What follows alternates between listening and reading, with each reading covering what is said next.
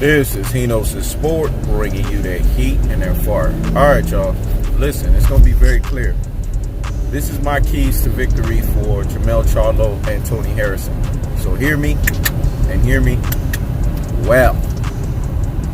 Keys to victory goes in one or two fashions. It all depends on which Jermell Charlo shows up, and it all depends on which Tony Harrison shows up. Tony Harrison looks like he's losing the mental warfare, the mental guerrilla warfare. The weigh-in was very interesting. The weigh-in was basically him just trying to see if he could, turn things back in the tides of his favor mentally. Because he knows in order for him to beat Jermell Charlo, he has to be living rent and space free in Jermell Charlo's head, soaking up all the AC. Let me say it again. He has to be living rent and space free in Jermell Charlo's head, soaking up all the AC if he wants to win. That's the truth of the fact of the matter, folks. So what folks have to understand is Tony Harrison needs to get in Jermell Charlo's head. That's really all I'm trying to say, basically. He needs to reenact this. He needs to do this again. He was successful at doing it in the first fight, in so much so that he got Jermell Charlo to act so much out of character that Jermell Charlo was not sticking to the script. He wasn't even following the game plan. He was looking for the knockout instead of setting it up. When you're a knockout artist and a knockout specialist, you don't look for the knockout. This is what happened to even Deontay Wilder in the Tyson Fury fight. This is why Deontay Wilder took as long as he did to technically knock out Tyson Fury. Because Deontay Wilder went from the script and Deontay Wilder was looking for the knockout. He got it, but he was looking for it. And even he admitted at the end of the fight, if he would have just let it come to him, it would have happened a lot sooner. Knockout artists and knockout specialists have a bad tendency of, because they have the knockouts and they get it, and the knockouts are part of their precedented resume, they have to continue a standard, so to speak, right? A standard bearing of continuing to get those knockouts. And if they're not careful, they can allow that to play in their head so much so that it has to be the end-all, be-all. That's what happened to Jermell Charlo in the first fight. It was the end-all and be-all for him to try to knock Tony Harrison's head off. He learned from that arduous mistake, and he's not going to repeat it the second time. I feel like what you're seeing from Jermell Charlo is a hungry Charlo.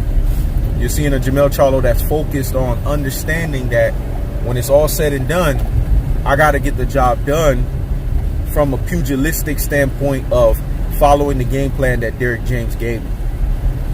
So you're going to see a more poised and a more patient Jermell Charlo tonight.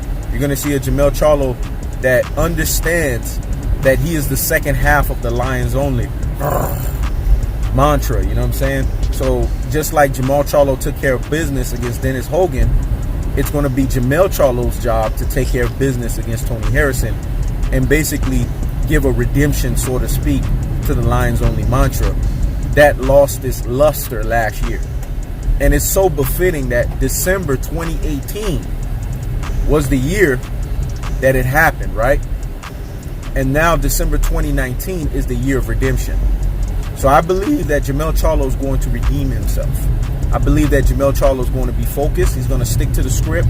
He's not going to deviate, and he's not going to delineate. Let me say it again. He's not going to deviate, and he's not going to delineate from the goal at hand, which is to knock Tony Harrison out and to do it in an emphatic fashion, but to make sure he does it from a pugilistic standpoint of setting things up. So keys to victory for Jermell Charlo is just to keep a cooler head and to not allow the antics of Tony Harrison to play against him. Keys of victory for Tony Harrison is to get in Jermell Charlo's head, because you saw the best variation of Tony Harrison. He's not going to get no better than that. And usually when somebody gives you the best version of themselves, they can only go like the law of gravity. They can only go down. Or at most, they could probably reciprocate the situation and give you exactly what they gave the last time. Tony Harrison's not going to get no better than what you saw in the first fight. What you saw in the first fight was his best version of himself. If you watch his career, you'll see what I'm talking about. He's just going to have to reenact that performance, but he's also going to have to get in Jermell Charlo's head. If he's able to do this, then it's going to look like the first fight. because he's not going to knock out Jermell Charlo. But it's going to be another controversial fight where he was able to land more accurate shots. So this is my keys to victory, and this is what I believe both fighters need to do in order for them to win the fight. It's really that simple. But the person that I'm picking to win the fight, because I see that he's hungrier, and I see that he's more focused, and I see that the fight is more predicated upon him to win and him to understand the boxing crossroads that he's in, is Jermell Charlo. I'm picking Jermell Charlo by late knockout. I got it 9th round KO or TKO stoppage. This is Enos in Sport. Checking out.